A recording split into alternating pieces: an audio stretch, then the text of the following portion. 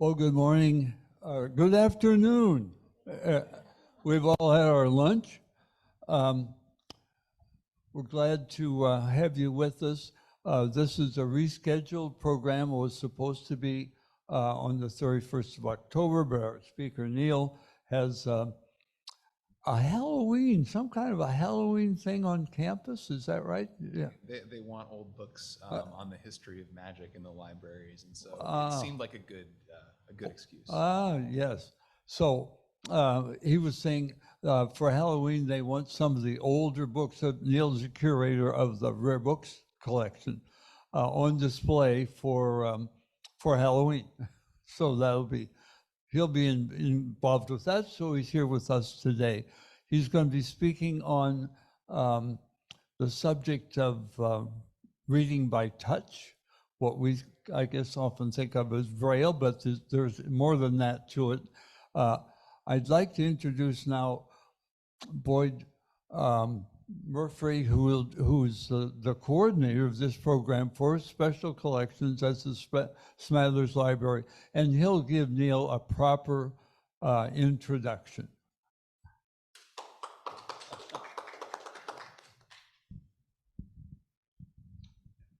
Thank you, Ron. Good afternoon. It is my pleasure to introduce my colleague, Neil Ware. He is curator of the Harold and Mary Jean Hansen Rare Book Collection at the University of Florida. His research and teaching focuses on the history of early books and manuscripts, and he has published on the intersections between legendary history, forgery, and scholarly practice in medieval and early modern England. He holds a PhD in history from Johns Hopkins University, as well as a master's in philosophy and medieval history from Cambridge University. He is interested in how the lives of old books cross, or don't, into digital spaces and the use of digital tools in pre-modern studies. Before coming to UF, Neil worked as a postdoctoral fellow on the archaeology of reading in early modern Europe, which looks at the annotations of early modern English thinkers. His ongoing work on reimagining history, a collaboration with librarians and faculty at Dartmouth College, examines the digital legacy of the manuscripts that contain Britain's most popular medieval history. Neil serves as managing editor of UF's Journal of Undergraduate Research, which publishes 25 to 30 original research articles authored by UF undergraduates across all disciplines. Within the Smathers Libraries, he directs the Project Storied Books at the University of Florida, which showcases student research and experimentation around the collections in Gainesville, and is produced in collaboration with the undergraduate student fellows he mentors. He is here today to talk about a new collection that he has built in rare books around the history of tactile printing for the blind. Neil. All right. Well, thank you, Ron. Thank you, Boyd, for those introductions, and thank you to all of you for having me here. This is the first time I've actually set foot in this space, although some of you may have seen me from the last series of presentations when I did talk a little bit more about some of my earlier background in medieval history, about the legendary histories of Britain. I am not here, as Boyd said, to talk to you about that today. And if you're wondering what 19th century books have to do with medieval history, stick with me. I will try and explain some of that. But really, I mean, it's fine. One of the things that has united my interest as a curator across all the discipline areas is the idea of when books kind of pass their own physical bounds. So whether it's a book that people have annotated, whether it's a book that people have cut up and added things to me, that's an indication that the material as made by the printer, as sold by the bookseller, as produced by the publisher, is not sufficient for what its readers need, for what its users need. And people who use books are good at making them into things that they need. And so when I started to see examples of books that were printed for the use of blind readers, or for the education of blind readers, even though they were centuries apart from what I normally study, they struck me as this great example of books that can't fully be books.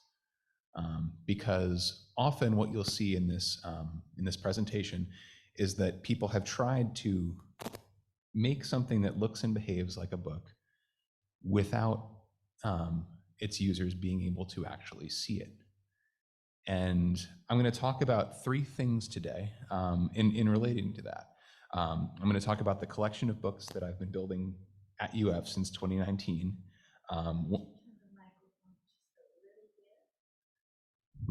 Like up? Okay. All right. I can also take it off and just hold it.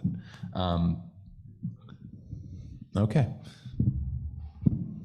All right. Better? Okay, cool. So yes, I'll talk about the collection of books that I've been building since 2019 in the Rare Book Collection at UF, which is organized around tactile books printed for blind readers in the 18th and the 19th centuries. And I'm going to focus on what these books can teach us about the evolution of education, both traditional education and the way that we think about it, and then vocational education, training for life, training for work, and how blind and partially sighted readers and teachers came to argue for their own needs in these spaces. A lot of what we see when we look at publishing history is what an author or a printer thought his audience needed. The really interesting thing about this collection, as it unfolds over centuries, is that we start to see what blind educators, partially sighted users are saying that they need from these materials. And last, we're going to look at what the structure of these books, how they actually go together, can show us about books in general. But let's see. It's okay. Let me see if it'll go. Ooh. There we go. Okay. So I want to talk about this image just for a second. It is students at the Institute, the National Institute for the Young Blind in Paris, studying reading. And I'm sure that this is an image that you guys, if you look at, you think of one particular alphabet, right? When we think of blind books, we think of Braille writing. And indeed, that is probably what these students are using in these tactile books. We associate the work of this institution, which had been in operation for over 100 years, with the education of younger women and men, so people through their late teens. But we also think about Braille, which had been taught at the Institute for nearly 50 years. In fact, Louis Braille had been a student at this institution and invented the system of Braille writing here. Now, what we might not think of connected to this work is this photo, which also appears in the album. And it's a little blurry because it's from the 1890s, but it is a photograph of the young men of the institution at work in the Institute's print shop. So what you see the student in the foreground doing here is feeding a piece of paper underneath a cylinder of a rolling press. Printing at this institute had actually predated the invention of Braille and predated the invention of that press. Indeed, for as long as there were students being educated at the institute, they were learning both how to read letters in raised type, invented by the institute's founder, and how to print with those same characters. So we think of education today usually as an end of itself, and we think about literacy as being the first step in becoming educated. However, in the case of the blind, since its inception, education has been caught up in increasingly public conversations about the labor of blind people, their place within society, and the value of this mix of life and work. So what I'm going to do through this collection, many of these books are new to campus, like I said, but I'm going to take you back to the beginnings of the Institute and the development of these systems of writing. Because in addition to Braille, for most of the 19th century, and indeed into the 20th, there were at least 5 or 6 systems of writing that used letters. There were 3 or 4 that used symbols, like shorthand or signs that were invented. And then there were 2 or 3 that used dots in varying configurations. So what we think of as kind of an emerging story of technology and educational development was really a lot more messy than it appears to us from the late, from our vantage point now. So we'll start with the founder of this institution, Valentin Aui, who begins to educate the blind in 1784. Aui is a philanthropist in Paris, and he is living in a society where blindness is actually much more prevalent in infants and young children as a result of disease. People become blind in their middle age through accident, or possibly later in life through degenerative conditions. And so he's dealing with a situation where people are often seen as objects of charity. One of the things that Aui will record as the reason that he starts this institute is because he sees blind performers in Paris in the 1780s who are basically reduced to being either beggars or objects of physical comedy, and designs this program of education to both give them a place to be, and then also to give them a way to integrate their selves, their labor, their thought more fully into pre-revolutionary French society. And the way that he did this is by developing his own alphabet for raised books. So this, let me see, we don't have a little, the battery might not be, that's okay. So the text that you see over on your right side is the alphabet that Aui designed. It was printed with embossed type and modeled on the cursive scripts that somebody might write, and indeed that he taught his students to write using a box with ruled lines. This font, like others designed for this use, is right reading. And when I say right reading, I mean the image on the piece of type is the same direction as you see on the letter. So normally when people print typographic books, the letters are backwards when they set them up. This alphabet could be set up exactly the way somebody would read it or the way that somebody would feel it. And so this book, you can see, looks like a normal printed book. It even has ink on it.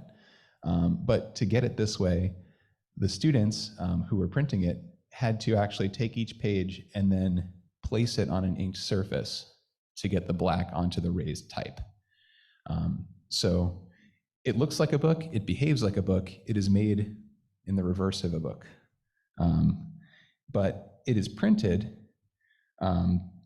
by the royal printer of France and part of a demonstration in front of the French king. The advertisement on this page on the left side notifies the reader that the students at the Institute have set all of the type for the volume themselves, both in ordinary characters and then in their own special font designed for their use. More on that in a moment.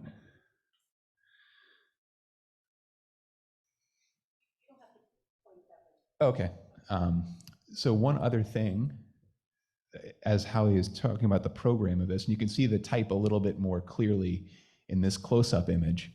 Some of the first sections of it talk about the use of not just reading, but printing in this educational program. In fact, before geometry, music, education, art, immediately we hear about printing. And the reason that Aui is so focused on this is not just for commercial, but for practical reasons. He explains that his students needed to learn how to feel the outlines of letters, and they started off doing this using wooden carvings, blocks with an alphabet, sort of like the way that a young child might learn their ABCs using a horn book. Now, metal castings, like those available for the letters, fulfilled much the same purpose, And in learning to identify and set the letters, how he said, students were learning how to read the type.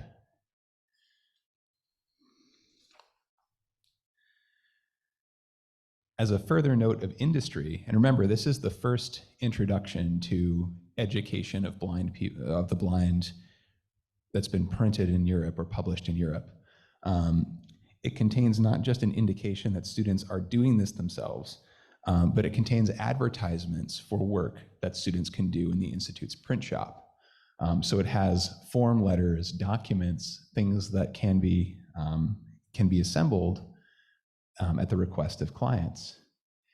And it also has a list of the early students in the Institute. So you can see their ages, you can see their occupations. So everyone that says imprimerie is printing, but we have people doing printing, binding, sewing, cordery, so basket weaving. We was very intent that the students who are living in this institution will go on to pursue not just educational aspirations, but practical ones, that they'll learn trades and tasks. So this book, Owe's essay on the education of the blind, which appears here in 1786, is usually seen as a landmark of typography. In other words, it's famous for being the place where this font appears for the first time. And this is probably only the third such copy that exists in an American institution today. But what it's also telling us, and what was interesting to me, is how important it is for understanding what people were thinking education should look like for people at all levels, and particularly for people at emerging state institutions.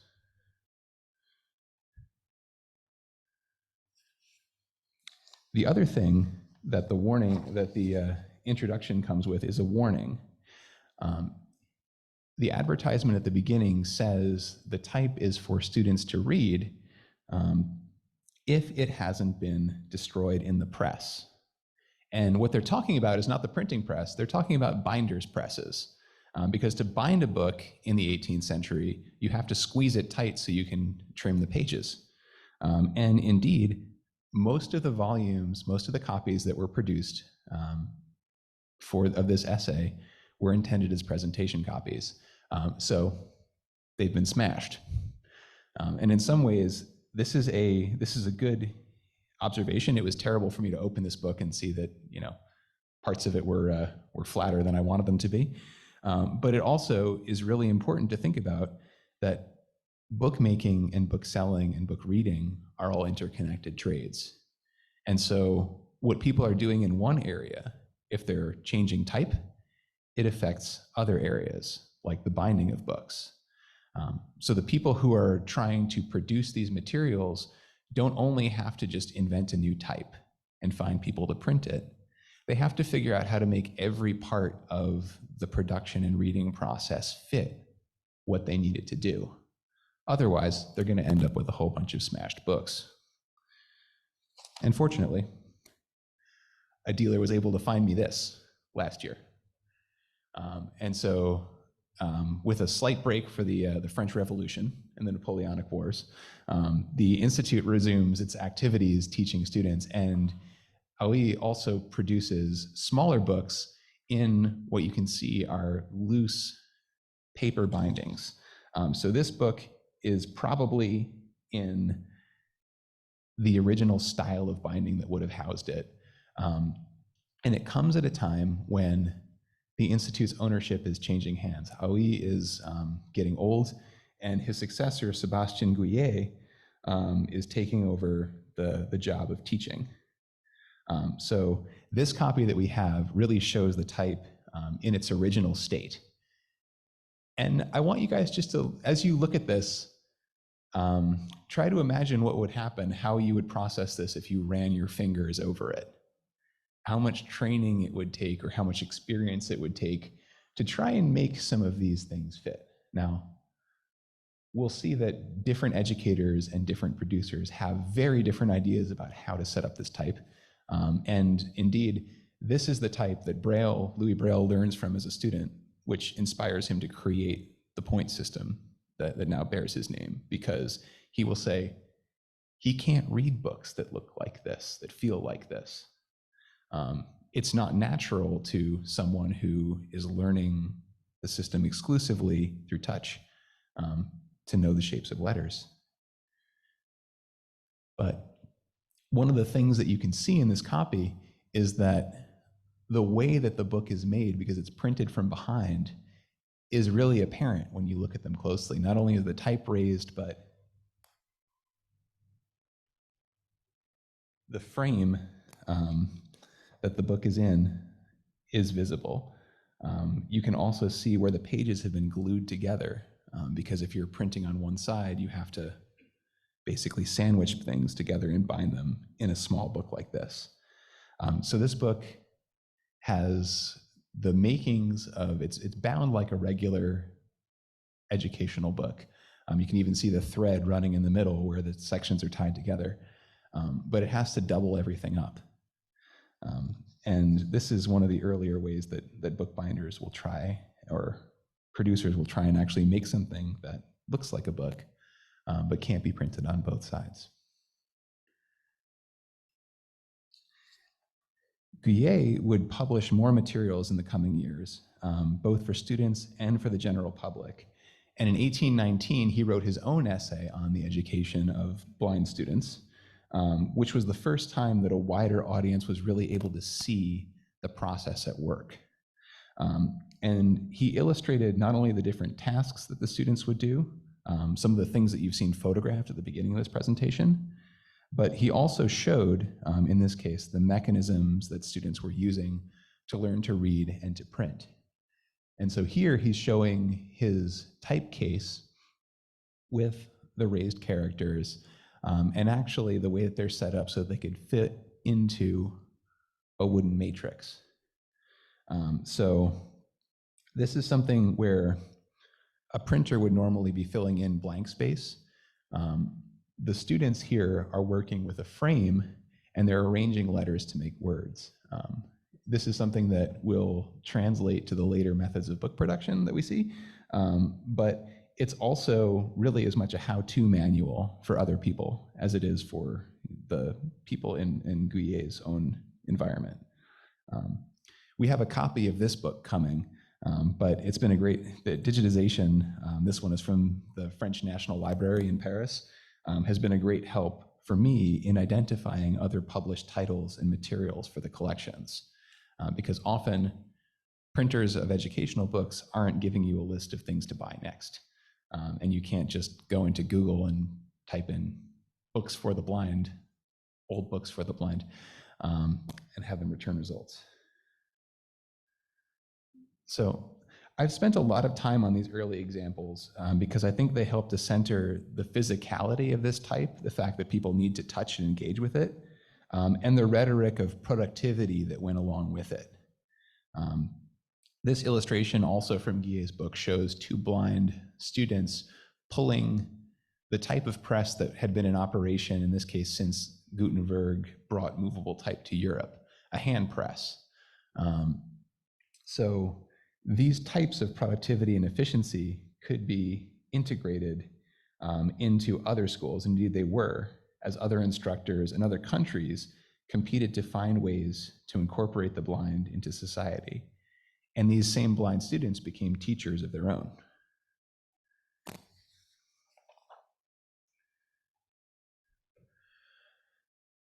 So almost immediately, there was discussion, argument, debate over whether or not writing systems needed to actually represent letters. And at an early stage, we have people like T.M. Lucas, who was an educator and a teacher of shorthand in Bristol. He was introduced to Guyet's books and a copy of this writing system by a patron who was the mother of a blind child. And Lucas used the embossing practices he'd seen to develop an alphabet that was based on a system of shorthand that he taught. So you can see these different signs are indicating letters or combinations of letters. And then on the rest of the page, there are rules for what kinds of words can be omitted or abbreviated. So this is a different approach to teaching, but it's one that assumes that a student, a reader, is going to know, if they're reading the system, that normally vowels aren't included in these words, or that certain signs will, use commonly voiced sounds. It makes it easier to print, it makes it easier to read books, but it carries the disadvantage of being a system that needs to be learned anew by everybody. So Lucas used these things to develop the stenographic shorthand, and by 1832, about 50 years after his book is printed, he is using this alphabet in a small school in Bristol. The first large text that he produces, which is the beginnings of this, is a copy of the Bible. This volume is just the book of Genesis, and in its full extent, I'll show you a picture of the spine later, but it's about this thick. And it's entirely in this alphabet. But it's illustrative of one school, so the shorthand, the signed alphabet. And here's an example of the other one.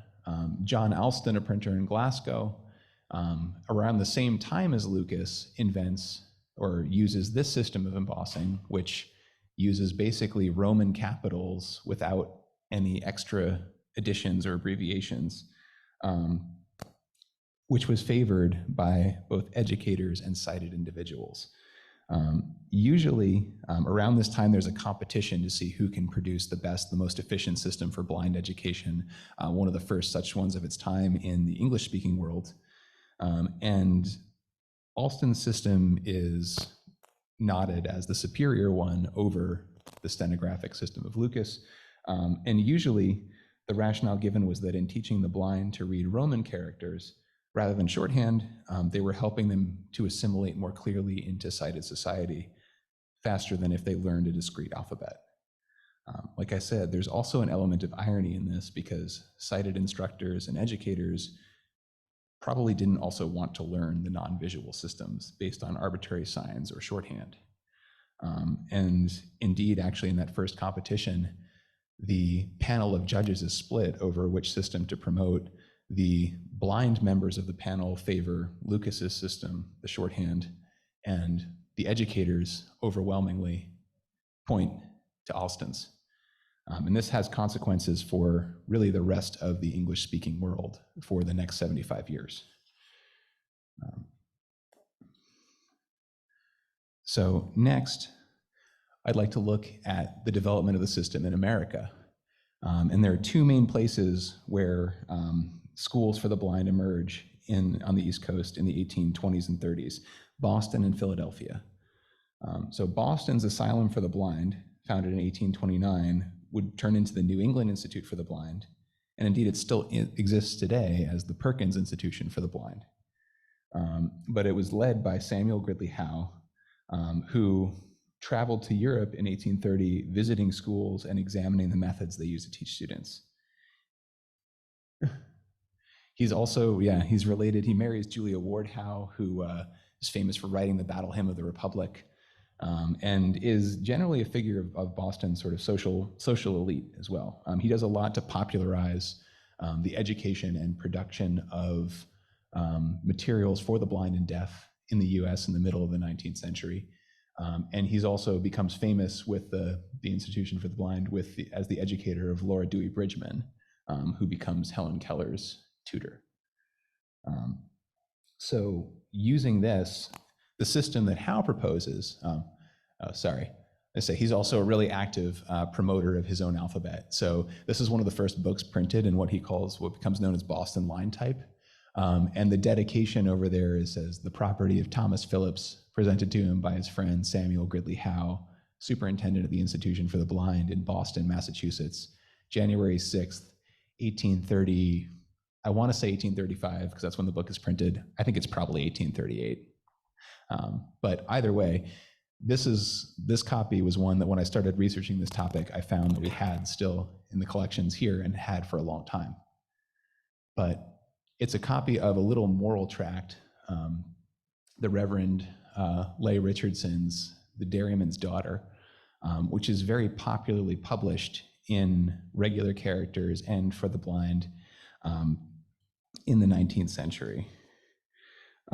He basically engaged the help of charitable societies that were looking to produce cheap literature for the middle and lower classes during the 19th century.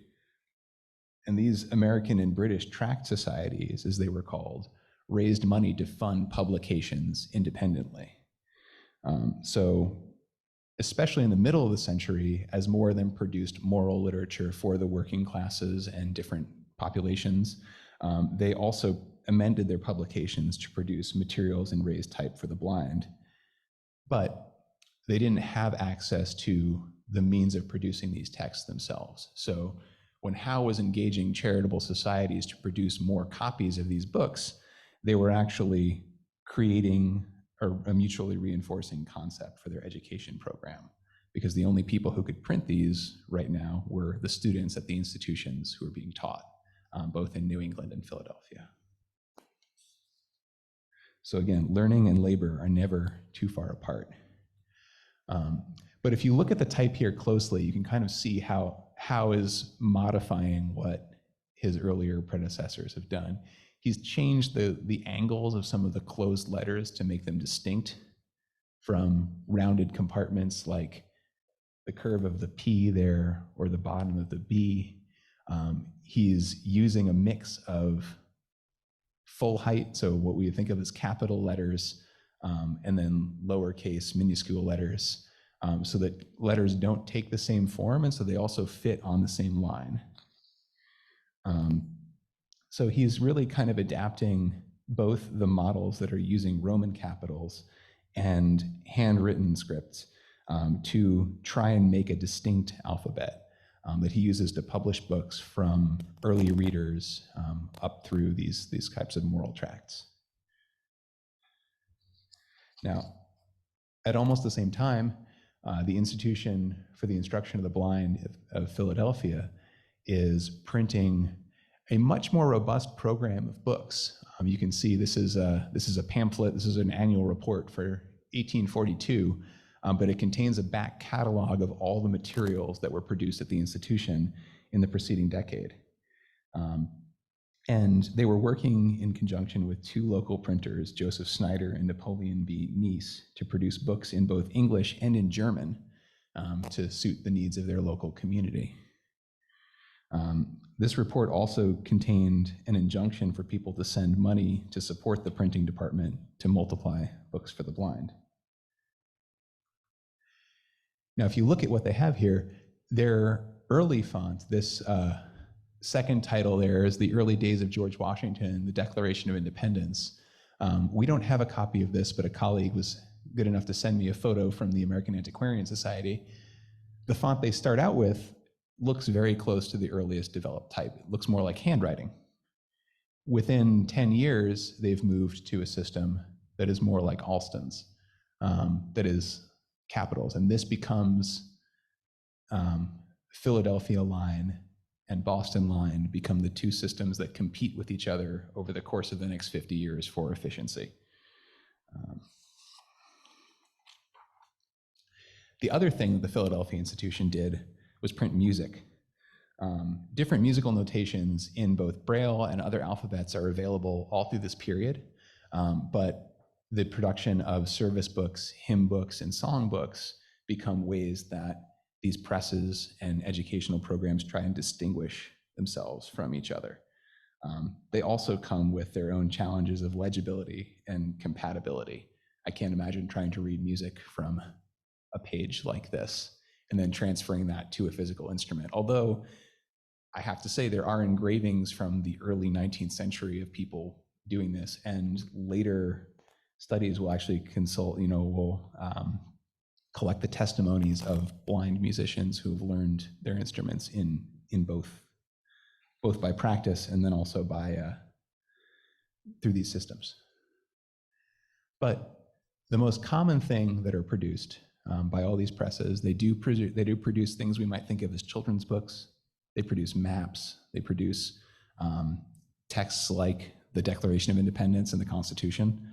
But by and large, they produce long-standing projects to print the text of the Bible. So this is in 1836 Howe's attempt to print an American Bible in his own system, his own raised type. And like the smaller pamphlets, they actually use the help of national Bible societies. So local beneficent organizations that will raise money for the production.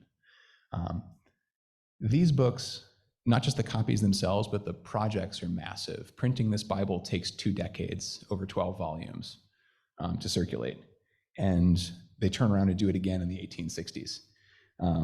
And so eventually, the need to print this material transcends the 2 locations of Boston and Philadelphia, and you start getting presses dedicated to the production of text for the blind established independently, most notably in Louisville, Kentucky, at the American Printing House for the Blind, which was founded in 1858 and is still in operation today.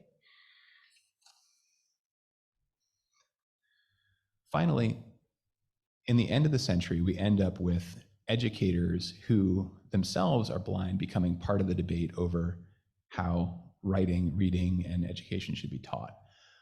The person on your left is William Moon, who was a partially sighted, lost his sight later in life, invented a writing system, a reduced alphabet, so a sign system that was easily comprehensible because it just reduced the number of letters somebody would have to learn.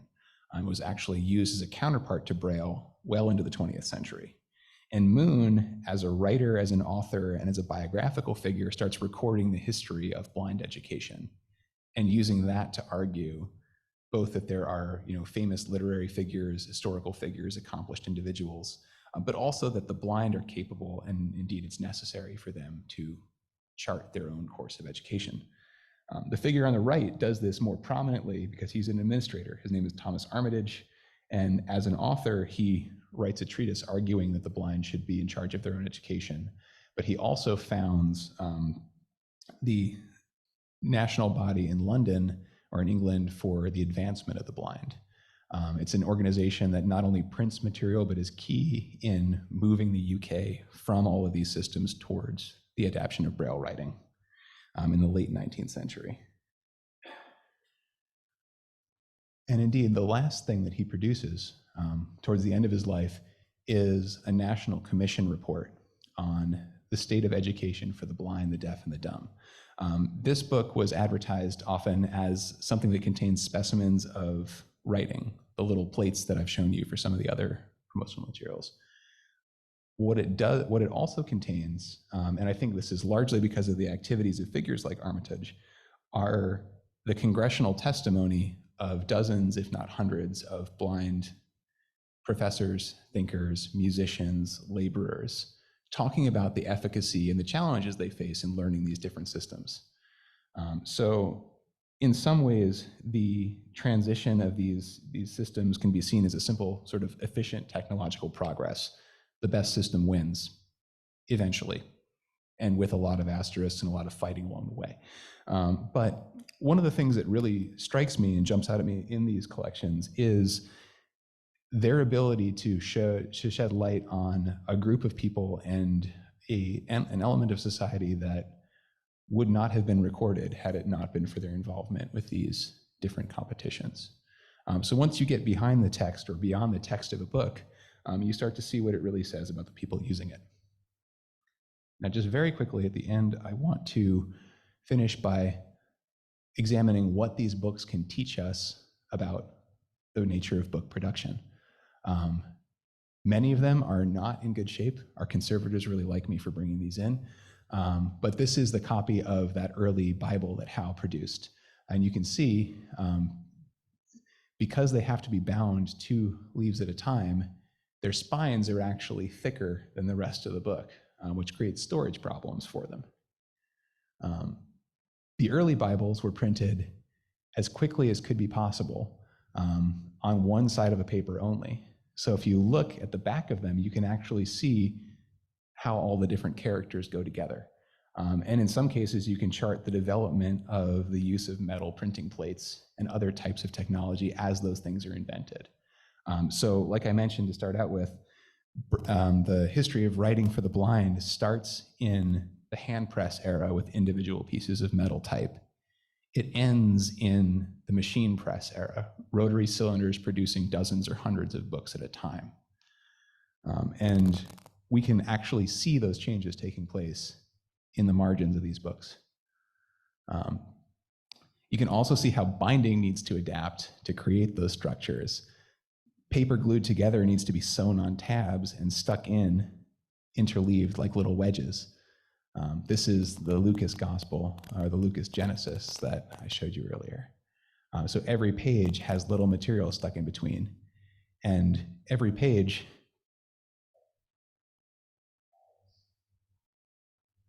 little indicators for possibly the sighted pressman to try and fit the book back together.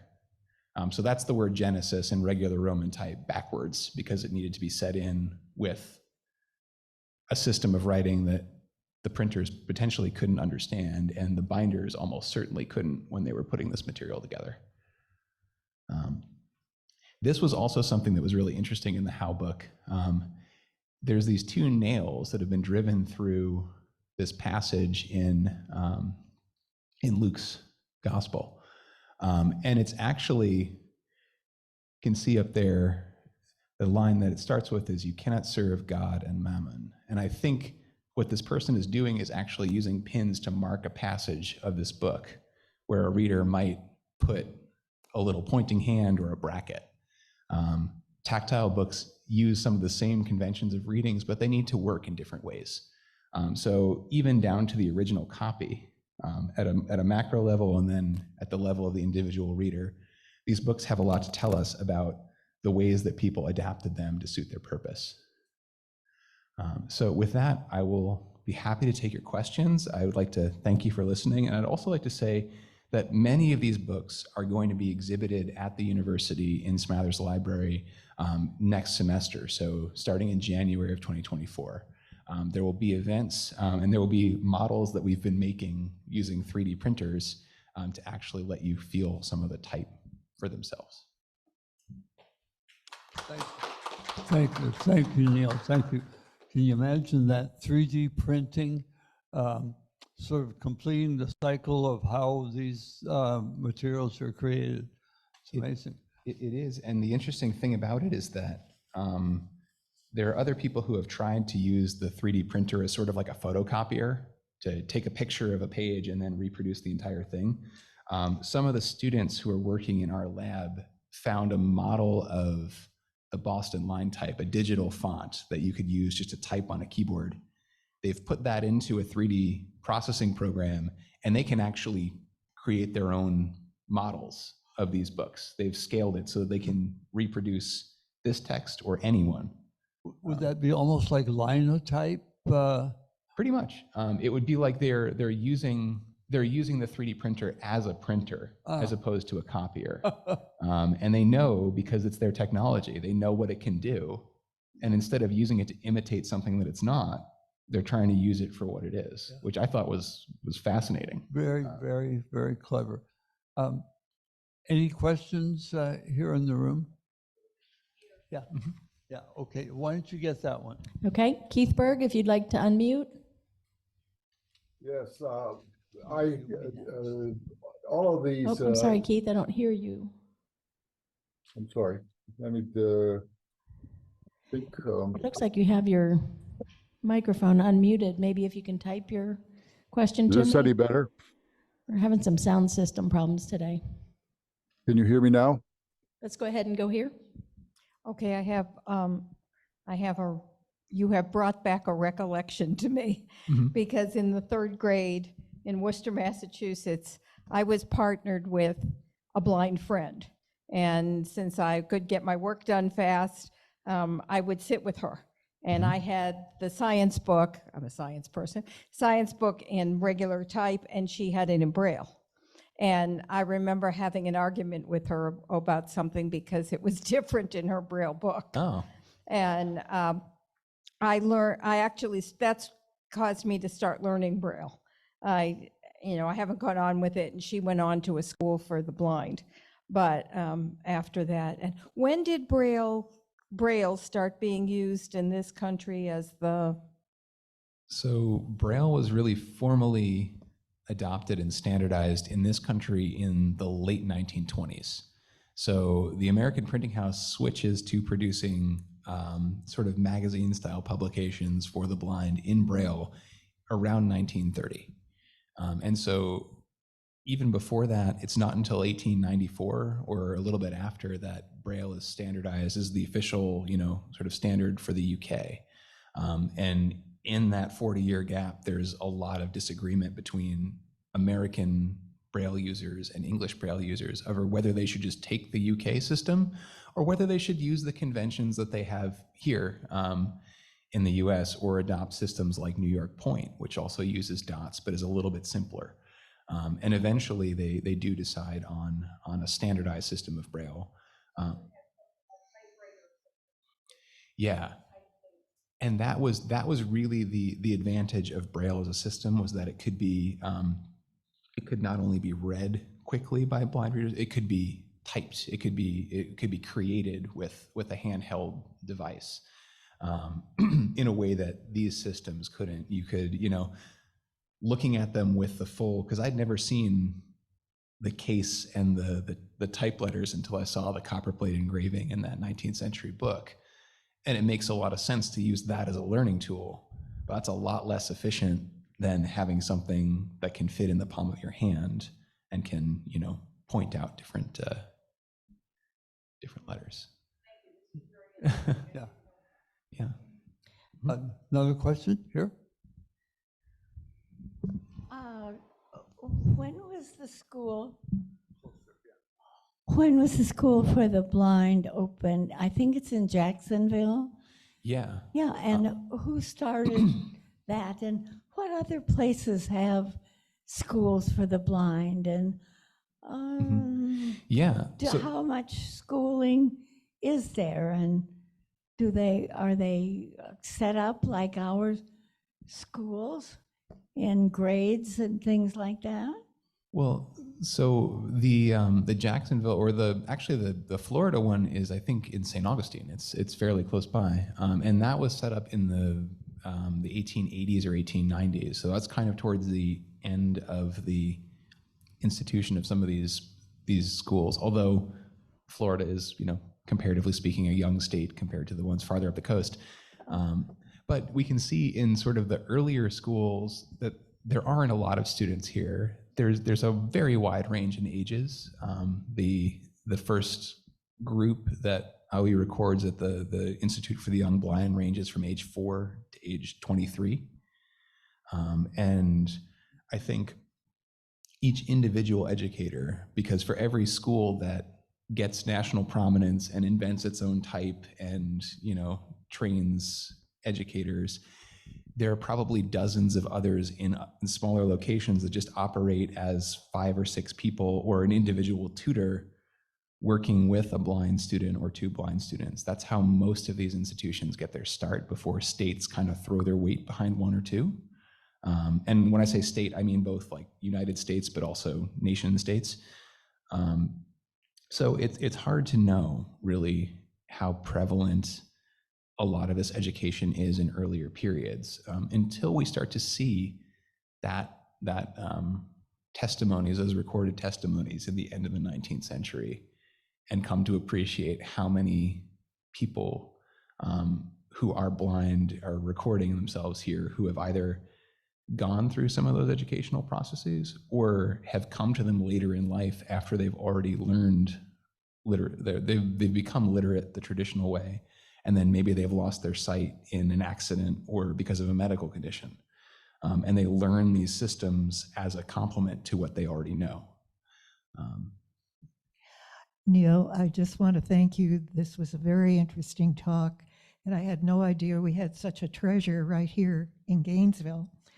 And I just want to reinforce what you said earlier about the British being difficult on the unified English Braille.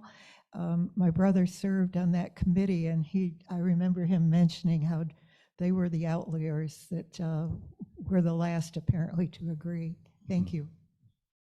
Yeah, everybody was invested. I mean, I think that was the consequence of this systems development being focused on educators and efficiencies and technological progress. It was the competition to see who could create the best system and not adapt one to its best use, because the National Institute, like I said, Braille is invented there in the 1830s. By the 1850s, it's the only system of writing that is being taught there. It's possibly because Braille himself is one of the teachers, but I think France, because of that, adopts Braille very quickly compared to other European countries and certainly other Anglophone countries. It takes the rest of us a very, very long time to kind of come around to that realization. And I think you always have to remember that this is such a small minority of all the milieu that education is involved in, that it does take, they have to fight to get recognized or even to be supported, I'm sure. Yeah, and I mean, this is something that kind of goes back to even medieval study, where we have to look at the surviving record, like let's say manuscript record of something, and say, okay, for every one manuscript that we have, what if there were 10 that weren't there? Or what if there were 15 different types of things that never got written down? And looking at the educational works produced by these presses is similar to that, because we see a lot of prescriptive literature, we see a lot of sermons, we see a lot of biblical texts, and we shouldn't assume that blind readers were only reading with their fingertips and were just sitting around reading the Bible all day long. I'm sure that's what the American Bible Society would have loved, but it didn't happen. I can almost guarantee you that, because they were finding other ways to access texts that they wanted to hear, poetry, music, even longer stories. I have a question, but I was going to mention the Florida School for the Deaf and Blind in St. Augustine that Neil mentioned. If you go to the Internet Archive, archive.org, this is a project that was done several years ago at UF. They've digitized all of the journals from that school, so you can go and look at past journals or newsletters, what have you, over the years, if anybody's interested in that.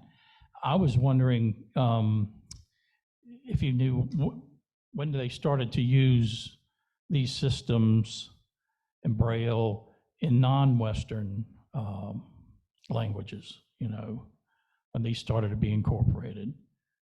That is something I do not know. It's hard to see the development, because again, some of these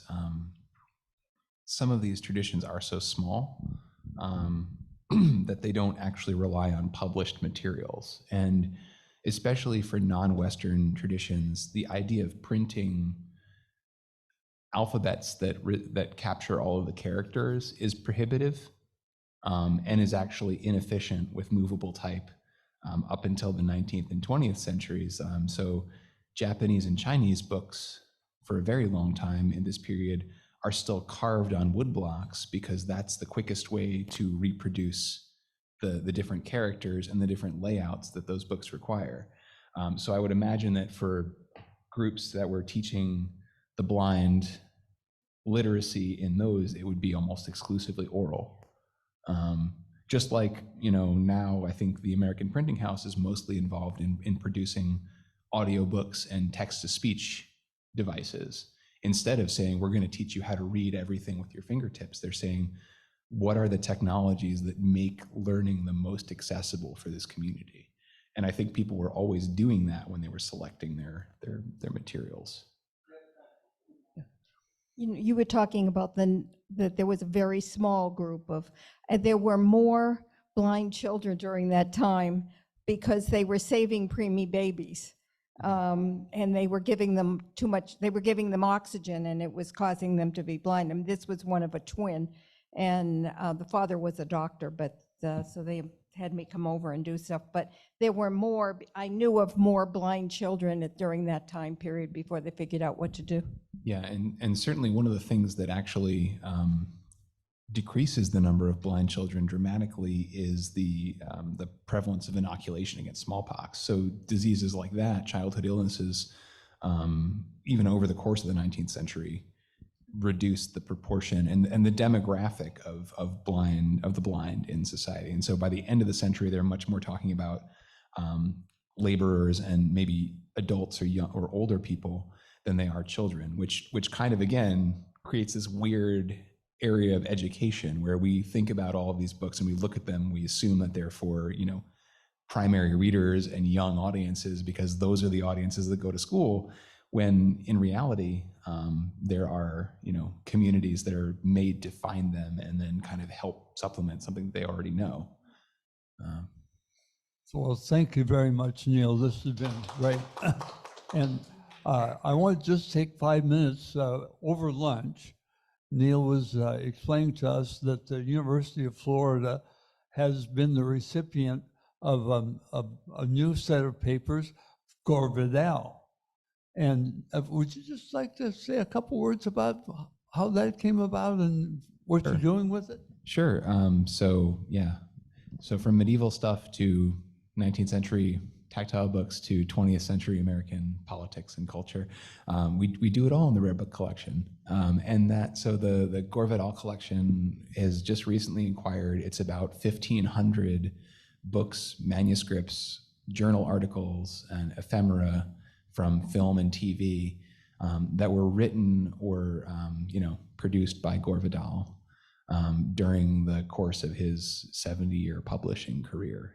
So everything from proofs and copies of his early novels to collections of his essays that were produced and published after the 9/11 attacks. And so it's a wonderful collection. It was put together by, I've lost the mic. It was put together by the person who compiled Gore Vidal's authoritative bibliography, who knew Vidal since the 70s when he interviewed him for a small gay publication, and kind of was drawn into collecting the works, kind of categorizing them and creating the record of Vidal's life through print, through film, through television. So it's a really wonderful collection that will be accessible very soon. We just had the opening event for it last week. And I hope that, in the future, it'll be the subject of not only, talks like this, but hopefully exhibitions, presentations, and other work that our students in journalism, in political science, and in gender and sexuality studies are doing on campus. Very exciting. And we'll just kind of book you for, maybe next year or so. And you can tell us what you've done with that, okay? Okay, well, I'm never going to run out of stuff in the collection to talk to you guys about. So thank you for having me again. Thanks a lot, folks. We'll see you next time. We're going to be talking next time about work in the collection of, I guess you'd call it newspapers, print material from the Caribbean, from Florida, Latin America, and then how that's translated into genealogy in that area. It should be a lot of fun.